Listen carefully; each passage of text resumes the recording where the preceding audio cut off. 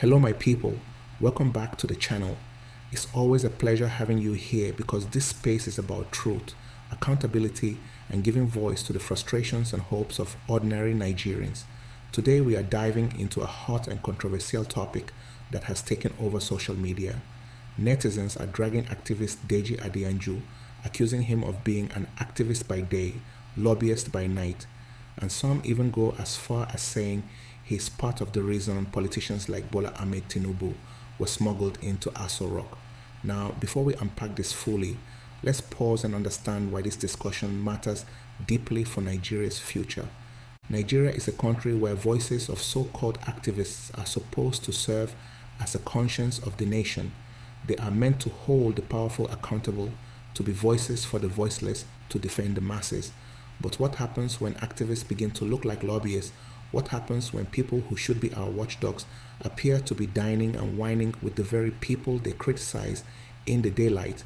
It creates confusion, it erodes trust, and worse, it feeds into the feeling that everyone in Nigeria is just in this struggle for their own personal gain, not for the good of the people.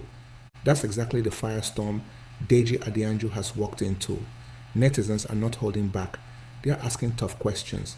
Can you claim to be fighting for democracy and justice while at the same time cozying up to political elites who have benefited from rigged systems? Can you wear the activist badge in the morning and then sit in smoky rooms at night cutting deals?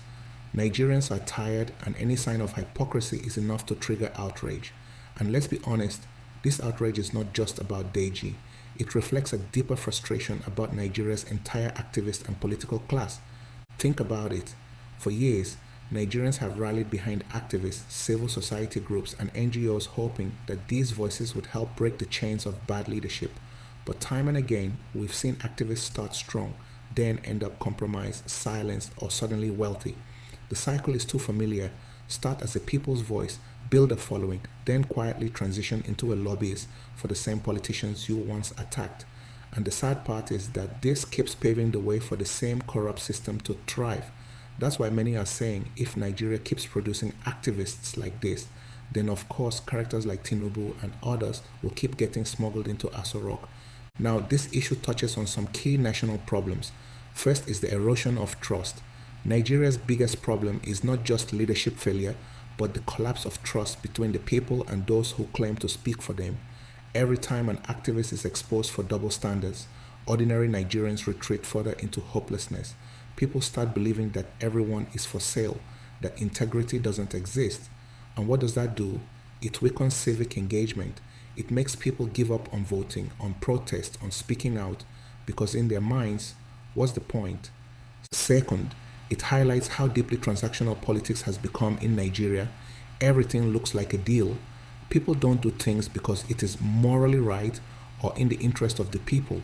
They do it because there's a seat at the table, a brown envelope, or a promise of political appointment. And when activists get entangled in this game, the whole country suffers because the last hope of moral voices disappears. But here's where we need to turn this anger into action. Nigerians, especially the youth, need to stop outsourcing their political destiny to individuals, no matter how loud or eloquent they are. We must stop elevating individuals into messiahs. Instead, we need to build systems, structures, and communities of accountability. One activist can fall, but when you have a network of conscious citizens, the struggle cannot be bought over by any brown envelope. This is the kind of civic consciousness Nigeria desperately needs. Let me ask you, how long will we keep allowing people to manipulate our emotions with fiery tweets and press statements only to discover later they were playing both sides?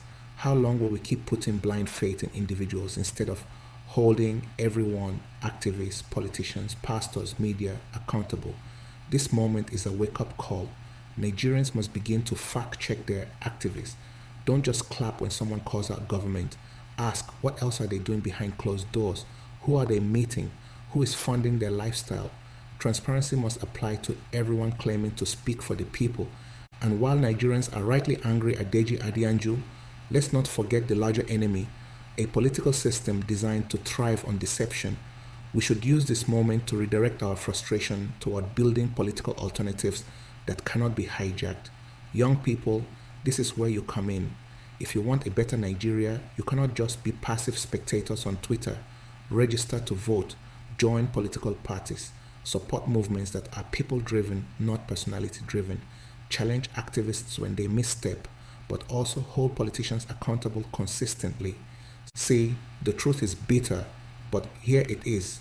Nigeria will not change because of one so-called activist. Nigeria will change when millions of Nigerians wake up and decide to stop outsourcing their conscience. It will change when we learn to separate noise from substance. It will change when we stop idolizing personalities and start demanding results. So, yes, Deji Adeyanju is trending today for being called an activist by day and lobbyist by night. But tomorrow, it could be another person. The bigger question is, will Nigerians learn the lesson? Will we finally realize that no single individual can save us? Will we take the future into our own hands? Because until we do, politicians will keep finding new ways to sneak their way into power, and activists will keep playing both sides of the fence. My fellow compatriots, let's not just be angry. Let's be strategic. Let's organize, not just agonize. Let's build networks of trust, demand accountability from everyone, and above all, refuse to give up on the dream of a Nigeria where integrity is not for sale. So tell me, what do you think? Do you agree with netizens who say Deji Adeyanju is part of the reason corrupt leaders keep finding their way into power? Or do you think he's just being unfairly targeted? Drop your thoughts in the comments section below. Let's have this conversation as Nigerians who truly care about the future of this country. And before you go, please like this video, share it widely so more Nigerians can hear this truth, and subscribe to this channel for more bold, fearless, and truth-centered content. The journey to reclaim Nigeria is not a sprint, it's a marathon, but together we can make it happen. Thank you for watching, and I'll see you in the next video.